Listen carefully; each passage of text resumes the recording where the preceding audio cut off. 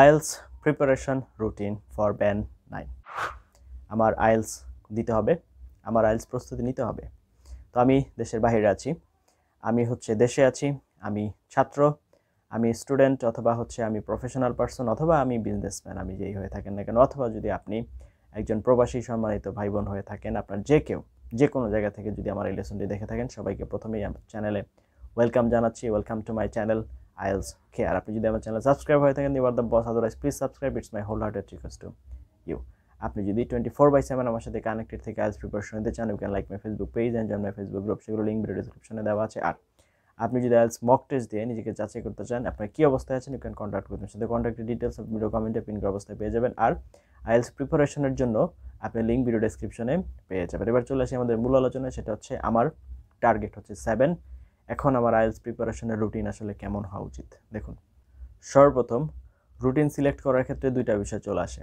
এক, আপনার টার্গেটের স্কোর কত, আপনার কাছে সময় আছে কত। দেখুন, এর পিছনেও আবার আরও কিছু কথা আছে। ধরুন আপনি মাদ্রাসা ব্যাকগ্রাউন্ড থেকে পড়াশোনা করেছেন, সেক্ষেত্রে আপনার যত টাইম লাগবে আরেকজন ইংলিশ মিডিয়াম থেকে পড়াশোনা করেছে তার টাইম কিন্তু আপনার টাইমের সাথে সেম না। আমার আলোচনা যদিও একটু বোরিং হতে যাচ্ছে, কিন্তু আপনার কনসেপ্ট ক্লিয়ার করার জন্য এটা দরকার, কারণ আপনি টিচিং সিন্স 2015, সেখান থেকে ক্ষুদ্র কিছু অভিজ্ঞতা অর্জন করেছি। আপনাদের দোয়া এবং আল্লাহর রহমতে আমার হাত দিয়ে অনেক ছাত্র পরীক্ষা দিয়েছে, সেখান থেকে বাস্তব কিছু অভিজ্ঞতা আপনাদের সাথে শেয়ার করবো। দয়া করে একটু আমার সাথে কষ্ট করে থাকেন, আপনার জীবনের মূল্যবান সময় থেকে 5টা মিনিট সময় আমাকে দেন। আশা করি আপনাদের যে ঝামেলাগুলো আছে বা এখানে যে কনসেপ্ট ক্লিয়ার হওয়ার জন্য, আপনার ভিশন ক্লিয়ার হওয়ার জন্য যা দরকার। এখন ব্যাপারটা অনেকটা এরকম, আপনি ক্যামেরা দিয়ে কোনো একটা ছবি তোলার চেষ্টা করছেন, আপনার ভিশন যদি ব্লার থাকে তাহলে তো ছবি পরিষ্কার আসবে না, তাই না? তো আপনি আইএলস প্রিপারেশন নেবেন, আপনার ভিশনটা পরিষ্কার হওয়া দরকার। তো সেই জন্য ভিশন পরিষ্কার করার চেষ্টা করছি, ব্লার যাতে না থাকে। এখন কথা হচ্ছে আমার কি করতে হবে, প্রস্তুতি নিতে হবে। এখন দেখুন, সবার আগে আপনাকে দেখতে হবে যে আপনার বর্তমান বেসিকটা কোথায়। এটার জন্য আপনি আগে একটা মক টেস্ট দিবেন, আইএলসের স্ট্যান্ডার্ড মক টেস্ট দিবেন, দিয়ে দেখবেন আপনার স্কোর কত আসছে বা কয়টা কারেক্ট হচ্ছে কয়টা কারেক্ট হচ্ছে না। তার উপরে ভিত্তি করে আমাদের এবার রুটিন করতে হবে। এখন রুটিনের মধ্যে আবার দুই ধরনের কাজ আছে, একটা হচ্ছে আপনার ল্যাঙ্গুয়েজ ইমপ্রুভমেন্টের কাজ, আরেকটা হচ্ছে এক্সাম স্কিল ইমপ্রুভমেন্টের কাজ। এক্সাম স্কিল, ল্যাঙ্গুয়েজ স্কিল, এই দুইটাকে যখন আমরা একসাথে মার্জ করতে পারবো, এই দুইটা যখন একে অপরকে আপনার হেল্প করবে, দুইটা যখন প্রপোর্শনাল হবে, সমানুপাতিক হবে, তখনই কিন্তু আপনি পরীক্ষায় ভালো করবেন। আদারওয়াইজ কিন্তু পরীক্ষায় ভালো করার কোনো চান্সেস নাই। So you need to listen me carefully. তো আমরা চলুন এবার পরের আলোচনায় চলে যাই, সেটা হচ্ছে আপনার রুটিন। এখন দেখুন, আপনি টার্গেট নিয়েছেন ব্যান্ড স্কোর 7, সেটা রুটিন আজকে আলোচনা করব। এখন ধরেন আপনি যদি ব্যান্ড স্কোর 8 হয়, 9 হয়, সেটার আলোচনা ইনশাল্লাহ আরেকদিন করব। তো তারপরেও আপনি শুনেন, আপনার জন্য কাজে লাগবে। সর্বপ্রথম আপনার দুইটা স্কিলের মধ্যে দুইটা স্কিল ভাগ করে ফেলতে হবে, একটা হচ্ছে ল্যাঙ্গুয়েজ স্কিল, আরেকটা হচ্ছে এক্সাম স্কিল। ল্যাঙ্গুয়েজ স্কিলের জন্য আপনার প্রতিদিন 3টা কাজ করতে হবে, এবং সেটার জন্য মিনিমাম 3 ঘন্টা সময় বরাদ্দ রাখতে হবে। তো প্রতিদিন 3টা কাজ কি, কমপক্ষে 1 ঘন্টা আপনার জোরে জোরে উচ্চারণ করে ইংরেজি পড়তে হবে। সেটা যে কোনো নিউজ পেপার হতে পারে, সেখানে যেটা রিসার্চ পেপার হতে পারে, আপনার ডকুমেন্টারি হতে পারে, যে কোনো ধরনের আপনার পাবলিকেশন, জার্নাল, যে কোনো কিছু হতে পারে, but you must read aloud every day.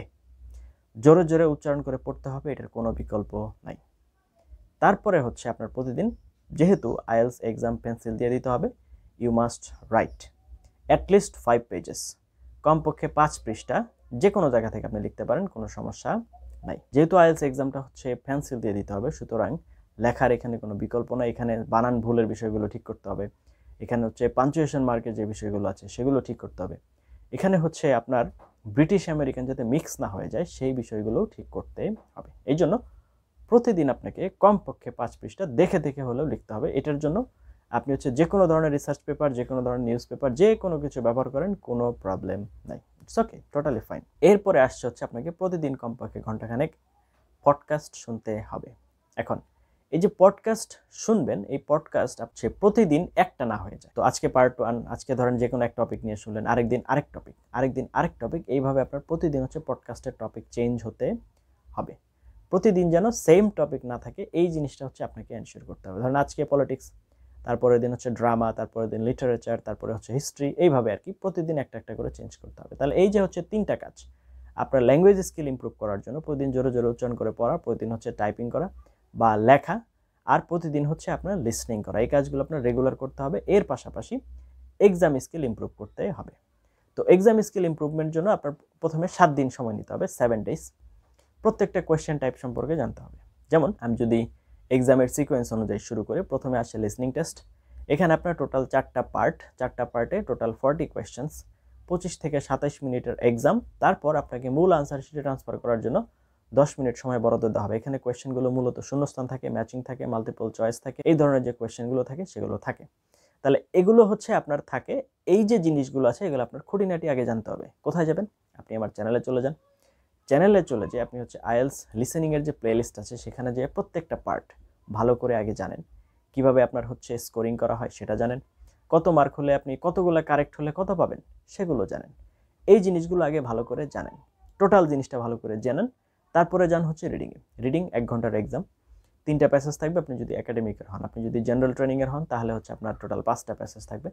Total 40 questions, এখানে মাল্টিপল চয়েস থাকে, এখানে হচ্ছে শূন্যস্থান থাকে, এখানে হচ্ছে আপনার কোয়েশ্চেন আনসার থাকে, এখানে ট্রু ফলস নট গিভেন থাকে, এখানে হচ্ছে ম্যাচিং থাকে, হেডিংস ম্যাচিং থাকে, এই ধরনের কোয়েশ্চেনগুলো থাকে। তাহলে এখানে কোনো এক্সট্রা টাইম দেওয়া হবে না। তাহলে এইখানকার কোয়েশ্চেনগুলো জানার জন্য কোথায় যেতে হবে? আপনি আমার চ্যানেলে চলে যান। রিডিংয়ের যে প্লেলিস্ট আছে প্রত্যেকটা কোয়েশ্চেন টাইপের জন্য আলাদা আলাদা কোয়েশ্চেন টাইপ আছে, দয়া করে সেগুলো একটু দেখে আসেন। তারপরে কি আছে? তারপরে যেটা আছে সেটা হচ্ছে রাইটিং। আপনি যদি একাডেমিকের হন তাহলে গ্রাফ এবং এসে, আপনি যদি জেনারেল ট্রেনিংয়ের হন তাহলে লেটার এবং এসে। এই হচ্ছে আপনার পার্থক্য। তাহলে এই জিনিসগুলো আগে জানতে হবে, কতগুলো ধরন আসতে পারে, কতক্ষণ সময় লাগতে পারে। যেমন টাস্ক 1-এর জন্য অ্যালোকেটেড আমরা এভারেজ টাইম ধরে থাকি 20 মিনিটস, আর ওইখানে অ্যালোকেটেড টাইম হচ্ছে 40 মিনিটস, টোটাল 1 ঘন্টা, এইভাবে আমরা ধরে থাকি। তো এই যে বিষয়গুলো আছে এটা আপনার জানতে হবে। ঠিক আছে, আপনারা জানলেন, এখন এরপরে কি আসতেছে?